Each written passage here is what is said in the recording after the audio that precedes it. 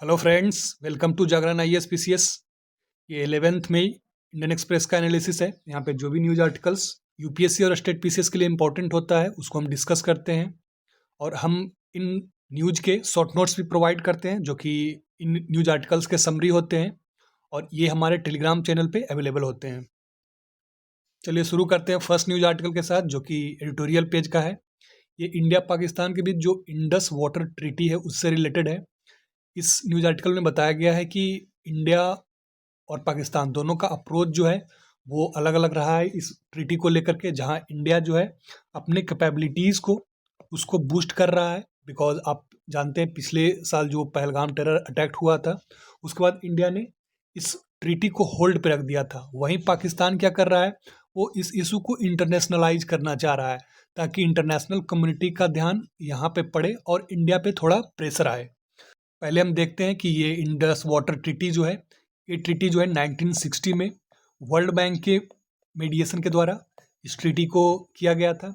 इसमें जो 3 western rivers हैं, झेलम, चेनाब और इंडस, इसमें जो है इसके वाटर को पाकिस्तान को एलोकेट किया गया था। कहने का मतलब है कि इन 3 रिवर्स के जो वाटर है इनको अनरेस्ट्रिक्टेड पाकिस्तान में फ्लो होने दिया जाएगा। इंडिया जो है इसका यूज कर सकता है बट नॉन कंजम्पटिव पर्पसेस के लिए इसको यूज कर सकता है। नॉन कंजम्पटिव पर्पसेस क्या होते हैं, जैसे कि आप अगर इरिगेशन के लिए यूज करते हैं तो वाटर जब इरिगेशन के लिए यूज होता है फिर जो है अपने सोर्स की ओर चला जाता है। उसके बाद हाइड्रो पावर के लिए यूज करते हैं, इसमें अगेन हाइड्रो जो वाटर होता है उसको यूज किया जाता है और फिर अगेन पानी जो है सोर्स की तरफ चला जाता है, मतलब कि पानी का खपत नहीं होता है। जबकि जो 3 ईस्टर्न रिवर्स हैं, रावी, ब्याज और सतलुज, इनका जो है फुल कंट्रोल, फुल यूज जो है इंडिया को दिया गया है। सो इंडिया जो है इसके वाटर्स को डाइवर्ट कर सकता है, अपने रिक्वायरमेंट के अनुसार डाइवर्ट कर सकता है, बट जो वेस्टर्न 3 रिवर्स है वो पाकिस्तान को अलोकेट किया गया है। बट इसमें इशूज़ कहाँ पे आ रहे हैं, इंडिया चूँकि इन तीनों रिवर्स का जो इंडिया को यूटिलाइज करने के लिए दिया गया है, इंडिया जो फुल्ली उसका यूटिलाइज नहीं कर पा रहा है, बिकॉज उसके लिए इंफ्रास्ट्रक्चर चाहिए और उस तरह के रिक्वायरमेंट के लिए हमारे पास अभी वो इंफ्रास्ट्रक्चर नहीं है। सो एक तो जो हमें पूरा मिला हुआ है उसको हम फुल्ली यूटिलाइज नहीं कर पा रहे हैं, और इसके लिए जो वेस्टर्न रिवर्स है उनमें भी हम जो नॉन कंजम्पटिव पर्पसेस के लिए हमको मिला हुआ है वो भी हम पूरी तरीके से यूज़ नहीं कर पा रहे हैं। तो पिछला जो पहलगाम अटैक हुआ था, टेरर अटैक हुआ था, उसके बाद इंडियन गवर्नमेंट ने इसको होल्ड पे रख दिया था और जो हमें शेयर मिला हुआ है उसका पहले हम प्रॉपर यूज करेंगे और फिर हम देखेंगे कि इस ट्रीटी का क्या किया जाए। सो ये तो था कि ये ट्रीटी जो है किस तरह से अग्रीमेंट हुआ था, क्या शेयर हुआ था। अब दोनों कंट्रीज का अप्रोच क्या है, इशूज़ क्या है। सो पाकिस्तान जो है, चूंकि इंडिया ने होल्ड पे रख दिया है, सो पाकिस्तान ये ट्राई कर रहा है कि इन इशूज़ को इंटरनेशनलाइज किया जाए और जो यूनाइटेड नेशन सिक्योरिटी काउंसिल है ये जो है इस इशू को जो इंटरनेशनल कोर्ट ऑफ जस्टिस इसको हैंड ओवर कर दे, ताकि इंडिया जो है इंडिया को कोर्ट में ले जाया जाए और फिर इंडिया पे प्रेशर दिया जाए, जो कि अभी इंडिया जो है इस एग्रीमेंट को होल्ड किए हुए है तो फिर से वो रास्ते पे आ जाए। बट इंडिया का अप्रोच क्या रहा है, इंडिया का जो अप्रोच रहना चाहिए जेन्युइनली वो रहा है, जैसे कि इंडिया जो है अपनी कैपेबिलिटीज़ को बढ़ा रहा है। बिकॉज पहले ये प्रॉब्लम था कि हमारे पास जो जो शेयर मिला हुआ है हम उसको पूरी तरह से यूटिलाइज नहीं कर पा रहे हैं। सो हम उस सिचुएशन में नहीं थे कि पाकिस्तान को हम जो है पूरे वाटर जो शेयर मिला हुआ है हमको उसको यूटिलाइज करके हम पाकिस्तान को इसके ज़रिए प्रेशराइज कर सके। सो इंडिया जो है अपने कैपेबिलिटीज़ को बढ़ा रहा है, उन इंफ्रास्ट्रक्चर को बिल्ड कर रहा है। साथ ही साथ इंडिया का जो एक मेन आर्गूमेंट ये है कि चूंकि हमारा पॉपुलेशन चेंज हुआ है अभी, मतलब डेमोग्राफी चेंज हो रही है, हमारा पॉपुलेशन जो है इंक्रीज हो रहा है, क्लाइमेट चेंज के चलते हमारा जो वाटर रिक्वायरमेंट है वो चेंज हो रहा है। एक शब्द में कहे, अगर सिंपल शब्द में कहे तो ये वाटर रिक्वायरमेंट जो है बढ़ रहा है, बिकॉज दूसरे रिसोर्सेज जो है वाटर के वो डिप्लीट हो रहे हैं। सो इंडिया का कहना है कि ये जो है 1960 में ट्रीटी किया गया था, अब इसको जो है रीनेगोशिएट करने की ज़रूरत है। सो ये प्रोविजंस जो है इस एग्रीमेंट के प्रोविजंस अब आउटडेटेड हो चुके हैं और इसको रीनेगोशिएट करने की ज़रूरत है। सो अभी ये इस ट्रीटी को होल्ड किए हुए 1 साल हो गया, बिकॉज पहलगाम अटैक के बाद इसको होल्ड किया गया था।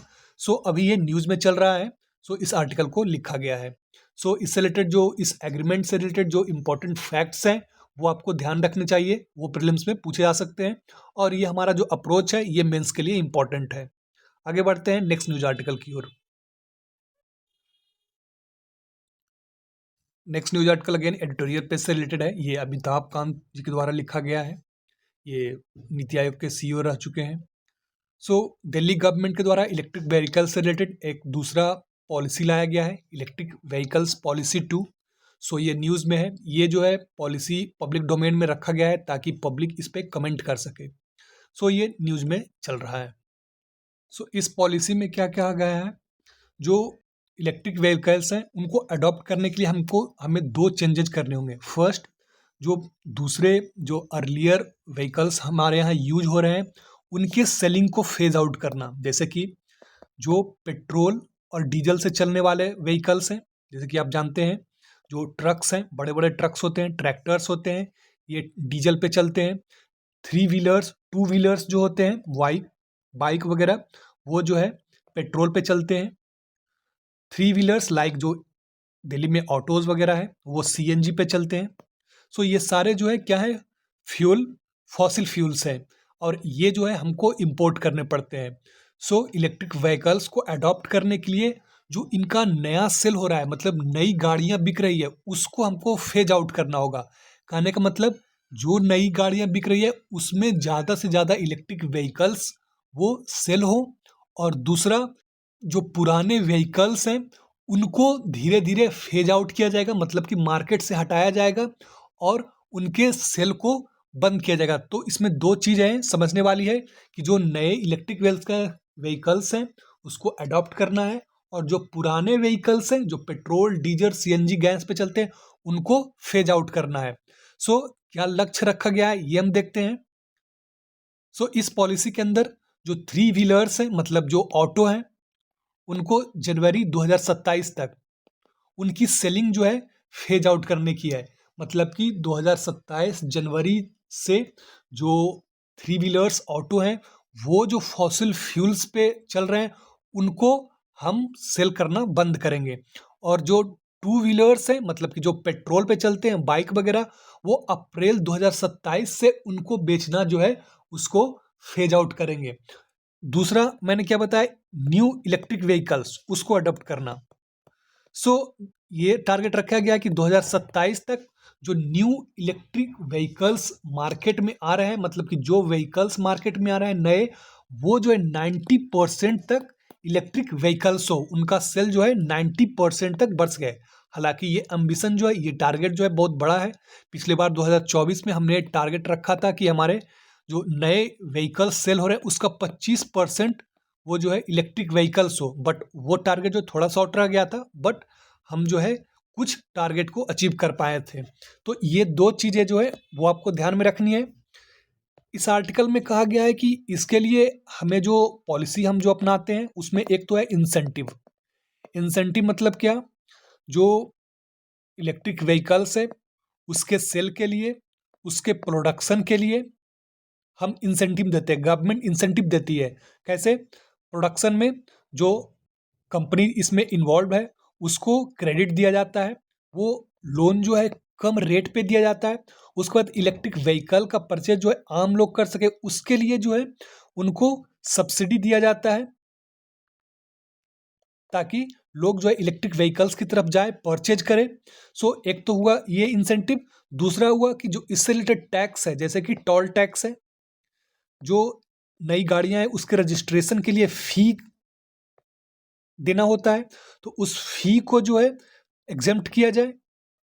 सो इस तरह के इंसेंटिव तो हम पहले से देते ही आ रहे हैं, बट हमारे लिए ये ज़रूरी है कि इससे रिलेटेड जो रेगुलेटरी फ्रेमवर्क है उसको हमको सुदृढ़ करना होगा और सर्टेन करना होगा।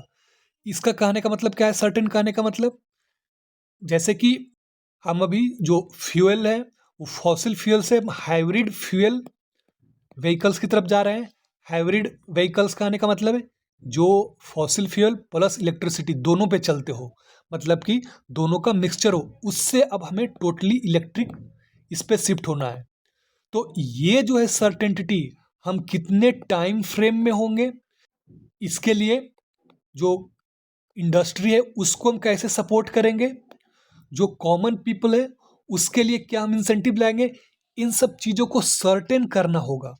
मतलब कि एक टाइम फ्रेम रहते हुए हमको इन सब चीज़ों को इंश्योर करना होगा और गवर्नमेंट को इन पॉलिसीज़ को पब्लिक डोमेन में लाना होगा, ताकि जो कंपनीज इनसे जुड़ी है वे आश्वस्त हो सके कि अब हम इलेक्ट्रिक व्हीकल्स को ही ज़्यादा से ज़्यादा प्रोड्यूस करें। बिकॉज जो पुराने व्हीकल्स है, fossil fuel vehicles best vehicles है, वो अब मार्केट में उनका फेज आउट होने वाला है और गवर्नमेंट ने उसके लिए टाइम फ्रेम रख दिया है। सो वे सर्टेन होंगे, आश्वस्त होंगे, तब जो है ये जो है इलेक्ट्रिक व्हीकल्स के सेल को बढ़ाया जा सकेगा, हम जो टारगेट रखे हैं उसको अचीव किया जाएगा। सो यही बोला गया है कि जो हम पहले इंसेंटिव सब्सिडीज के रूप में देते थे, तो उससे शिफ्ट होकर के जो रेगुलेटरी सर्टेनिटी है, जो आश्वस्तता है, उसको हमको इंश्योर करना होगा।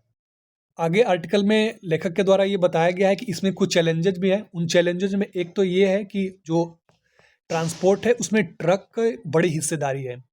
ट्रक जो है लगभग 3% शेयर करता है। ये शेयर जो है बहुत कम है, मतलब कि टोटल जो ट्रांसपोर्ट होता है उसका मात्र 3% ट्रक्स में होता है। और पॉल्यूशन का लगभग 44% जो है ट्रक के द्वारा कंट्रीब्यूट होता है। मतलब कि जितना भी पॉल्यूशन हो रहा है उसमें 44% जो है ट्रक के द्वारा हो रहा है। बिकॉज ट्रक का जो है वो डीजल यूज किया जाता है और ये लेस एफिशिएंट होता है। सो ये हमारे सामने चैलेंज है कि हम उन व्हीकल्स को कैसे रिप्लेस करेंगे इलेक्ट्रिक व्हीकल्स से। दूसरा, जो इससे रिलेटेड एंग्जाइटी है इलेक्ट्रिक व्हीकल से रिलेटेड, कि ये बैटरी पे चलते हैं।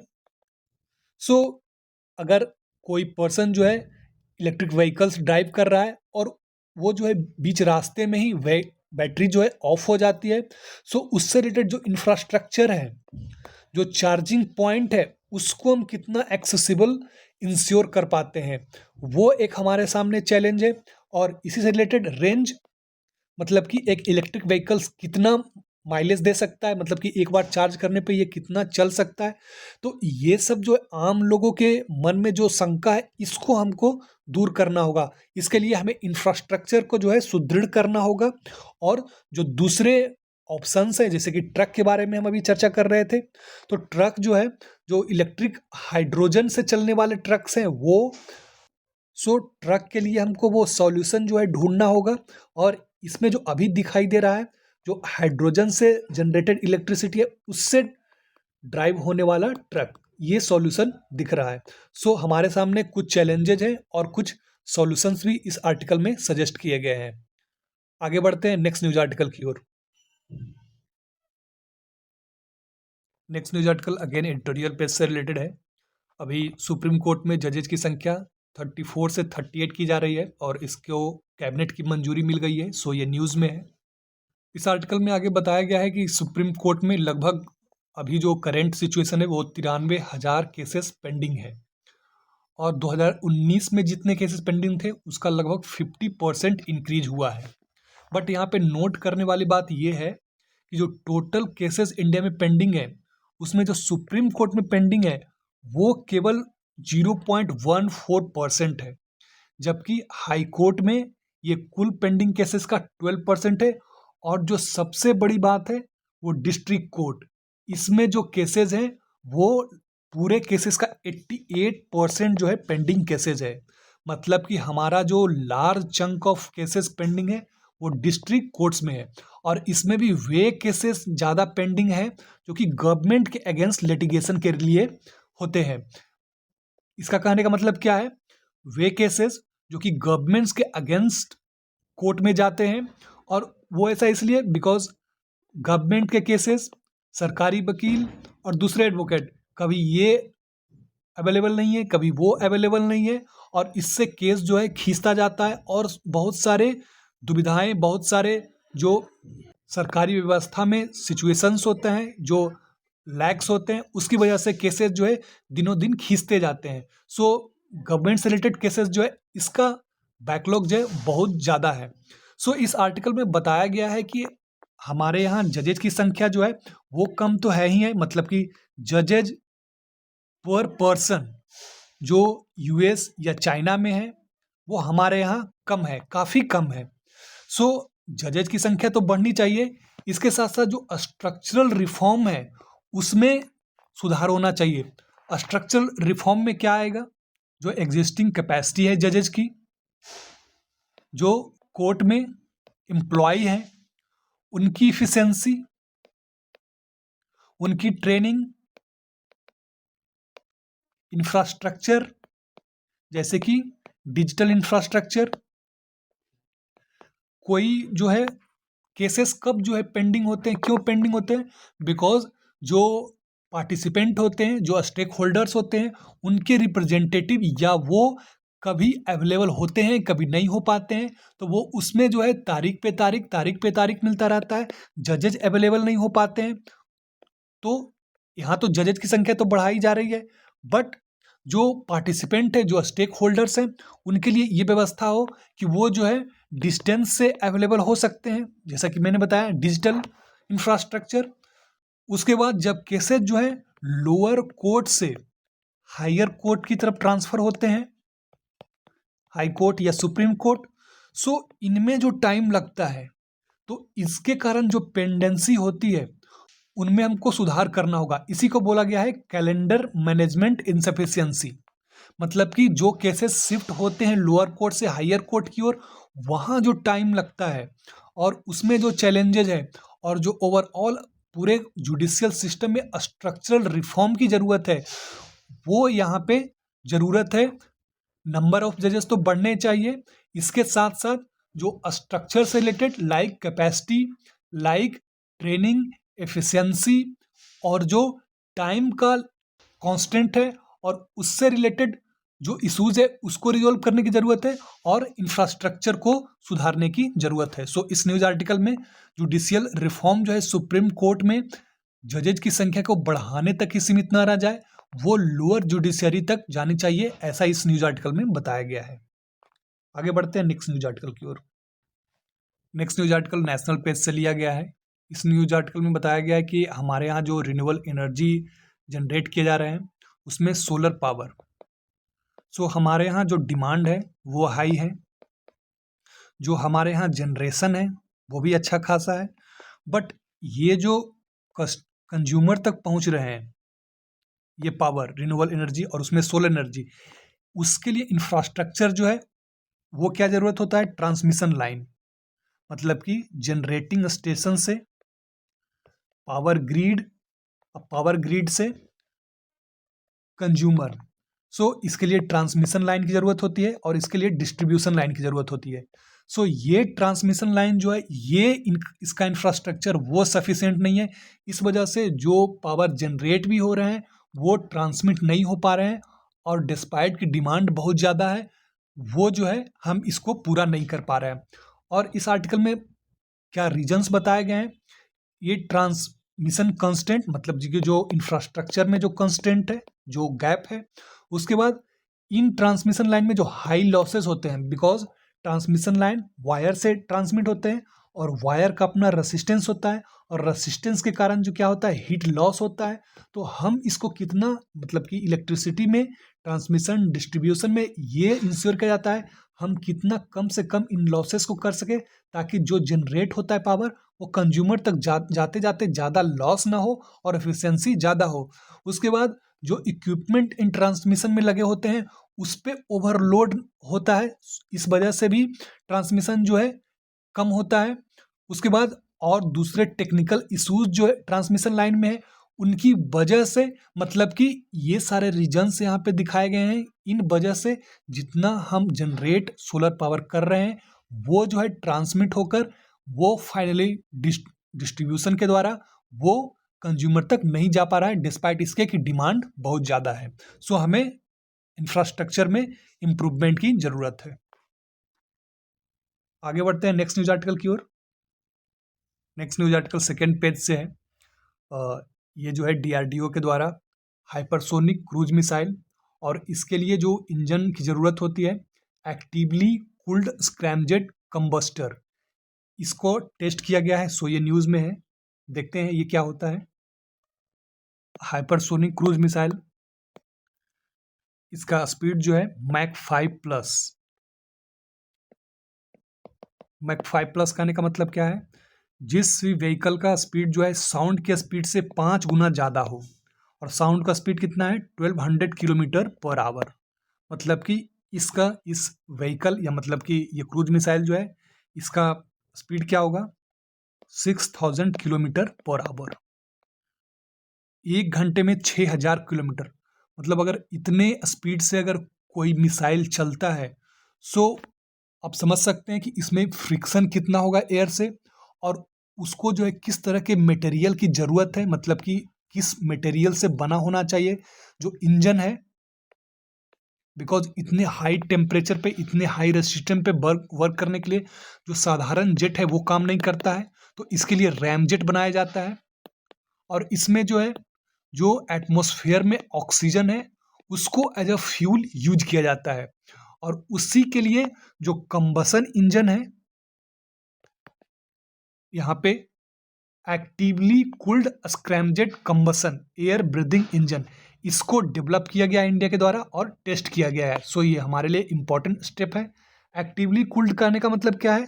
जो मैंने अभी बताया कि हाई रेसिस्टेंस होता है, हाई स्पीड होता है, उसके वजह से जो हाई रेसिस्टेंस होता है, जो काफ़ी हीट जनरेट होता है, सो इस हीट को सहने के लिए जो इंजन है उसको रेगुलर कूलिंग उसकी ज़रूरत है। सो उसी के लिए एक्टिवली कूल्ड इस इंजन को बनाया जाता है। सो इसी को टेस्ट किया गया है। सो ये न्यूज़ में है, और ये DRDO के द्वारा बनाया गया है। और हाइपरसोनिक मिसाइल, इसकी स्पीड क्या होती है ये पूछा जा सकता है प्रीलिम्स में। सो स्क्रैमजेट इंजन और air breathing engine, hypersonic cruise missile, इससे रिलेटेड जो डिटेल्स है वो आपको ध्यान रखनी चाहिए। सो ये था आज का इंडियन एक्सप्रेस का न्यूज एनालिसिस। आई होप ये आपके लिए यूजफुल रहा होगा। All the best, thank you for watching.